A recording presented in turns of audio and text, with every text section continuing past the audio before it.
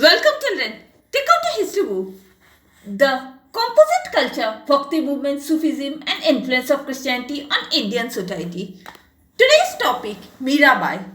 She was a Rajput princess married into the ruling family of Mewar or Udaipur. Now Mirabai. Who was she? She was a Rajput princess and she had married to the ruling family, that means king's family of Mewar in Udaipur. A devotee of Lord Krishna since childhood. She was a devotee of Lord Krishna since childhood.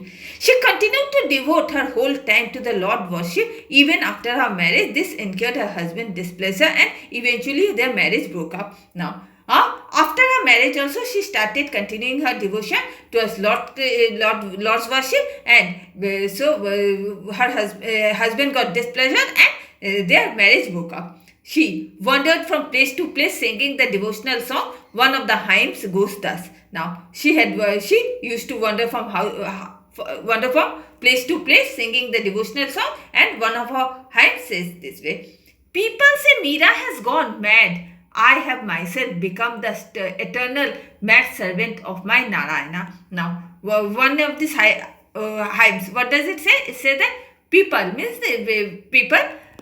People of the locality, they used to say that Meera has gone mad, but she herself, what she used to say? She used to say that she has become eternal mad servant of her Narayana. Meera reached Dwarka, where she composed many songs in Gujarati. Now Meera, after reaching Dwarka, she composed many songs in Gujarati. Next to Narsi Mehta, she is regarded as the greatest figure to contribute to the devotional literature in Gujarati. Now, after Narsi Mehta, her name is regarded as the greatest figure to contribute to devotional literature in Gujarati. She had Raidas as her guru. Her message was, now her guru was Raidas and her message was, there is but one means to experience Lord Divine's presence, that is Bhakti. Now what according to her message, it was said that there is one means of experience, that is the Lord's presence, which is called Bhakti. Now, significance and importance of Bhakti movement. Now, harmony. The Bhakti movement became popular in the whole of India. The saints and reformers offered the people a simple religion devoid of complicated rituals, which is required only sincere devotion to God. Now, Bhakti movement, what it became? It became very popular throughout the whole country, and saints and reformers, they offered the people one simple religion devoid of complicated, which was away from this complicated rituals and which is required only sincere devotion to God. They tried to reform Hinduism and also brought about harmony between the two major communities. Even what they wanted, he wanted to reform this Hinduism and even brought the harmony that was between the two major communities, the Hindus and the Muslims. The message of religious tolerance made a profound impression in several Muslim rulers. Now, their reform, the message that is of religious tolerance, what it made one profound impression on these several Muslim rulers. They attracted many devotees from both the communities and exercised a stabilizing influence on society. What they did, they had attracted many of the devotees, that is both from both the communities, and they have exercised a establishing influence on society. Now, equality. They tried to evoke a new social order by denouncing caste. Now, what they tried to evoke, that was one new social order by denouncing this caste distinction. They exposed the futility of eternal rituals and set free the minds of the people from the domination of the priest. Now what they did, they exposed the futility to this external ritual, and now they set free the mind of the people from this domination of the priest. Thus, movement brought in not only the religious reformer but also social changes. Now, so the movement, what it brought, not only religious reform but also brought some religious social changes. Regional language, that is devotional literature. Most of the Bhakti reformers preached in Bengal, people's mother tongue. It provided an impetus for the development of regional languages such as Hindi, Bengali, Marathi, Maithili, Gujarati, etc. Now, most of these Bhakti reformers, what they taught? They taught the people in mother tongue because it was a common language. It was very easy for one to understand, and it provided one impetus, that is for the development of regional language such as Hindi, Bengali, Marathi, Maithili, Gujarati, etc. Their composition ranked very high in the devotional literature of the world, and their composition even ranked very high in this devotional literature. Now comes the Sufism. It is another Bhakti movement. Sufism was the ideological manifestation of some of the basic beliefs of Islam. Now, Sufism, what was it? It was an ideological manifestation, that is some of basic beliefs of Islam. Belief in one God, concept of universal brotherhood, and rejection of rituals and caste distinction. Now, according to this religion, so people should believe in one God, there will be concept of universal brotherhood, and they should reject all the rituals and caste distinction. The Sufis never set out to found a new religion. Now, Sufis, they also never set out that they would find a new religion. Their source of inspiration was the Quran and the life of Prophet Muhammad. Now, what was their source of inspiration? The source of information, it was the Quran and the life of the Prophet Muhammad. The aim was to purify Islam and give it a deeper mystical interpretation. Now, main goal, then to purify Islam and give it a deeper mystical interpretation. Sufism had its origin in Iran. Now, Sufism, this religion, it was originated in Iran. It was introduced in India in the 11th century AD. Now, in India, it was introduced in 11th century AD. Sheikh Islam of Lahore was the first Sufi saint who preached the teachings of Sufism. Now, Sheikh Islam, from where he was? He was from Lahore.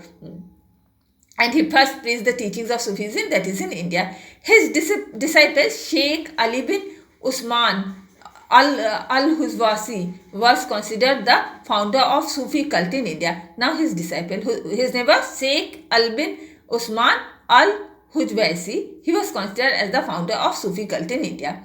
The Kishti Silsila, or the order. Now what is this Kishti Silsila, or the order? The most famous of the Sufi saint in India was Hazrat Khwaja Muinuddin Kishti, who founded the Kishti order. Now, Hazrat Khwaja Muinuddin Kishti, who was he? He was a most famous Sufi saint, and he founded the Kishti order. As we have already mentioned, he had come to India in 1192. Now see, Hazrat Khwaja Muinuddin Kishti, he came to India in the year 1192.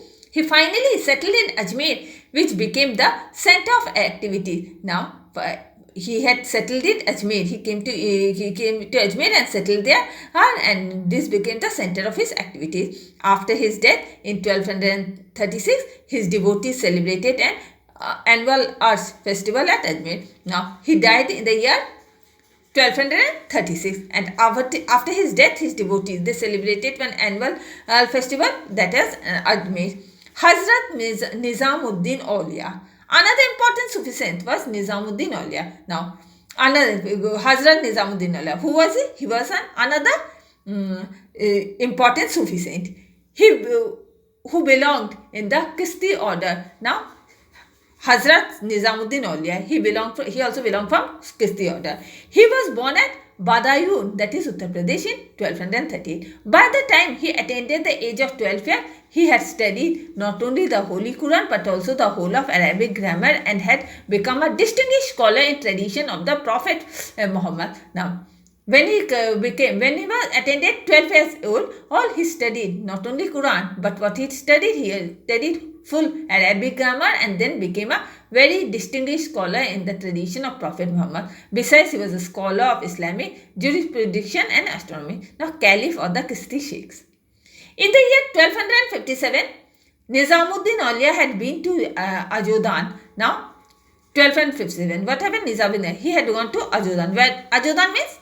It is presently in Pakistan, where he became a disciple of Baba Farid, and presently what he became a disciple of Baba Farid. After he came back to Delhi, he ascended the throne of Caliph of the Kishti Sheikhs. Now, when he returned to Delhi, he ascended the throne of Caliph of Kishti Sheikhs.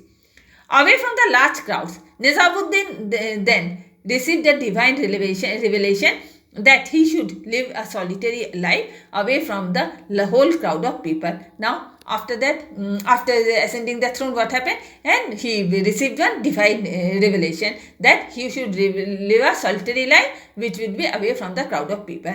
He built the Kankain village outside the city. What he built? that is Khankan village, which is outside the city, where he lived for more than 60 years, lost sometimes in meditation and on other occasions reciting the holy scriptures or sacred song. Now, here he used to live for more than 60 years and he has lost some time. He had devoted some of his meditation, and the other occasion he used to recite the holy scriptures and even the sacred song.